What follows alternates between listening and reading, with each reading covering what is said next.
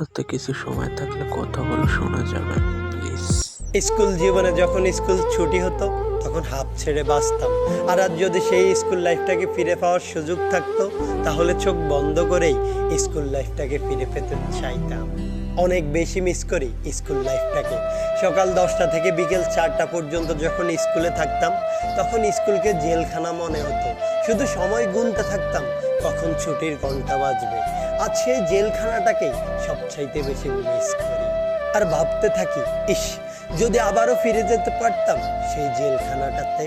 Miss করি school লাইফের সেই বন্ধুগুলোকে যাদের সাথে চাইলেও কখনো কারো তুলনা করা সম্ভব নয়। কেননা তখন বন্ধুত্ব ছিল আত্মার সাথে আত্মার, ধনী বা গরিব দেখে নয়।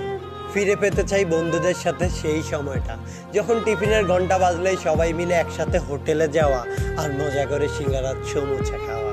মিস করি ছুটির ঘন্টা বাজলেই হই হুল্লোড় করে কে কার আগে বের হবে সেটা নিয়ে প্রতিযোগিতা করা আর একজন আরেকজনের কাঁধে হাত রেখে একসাথে বাড়ি ফেরা।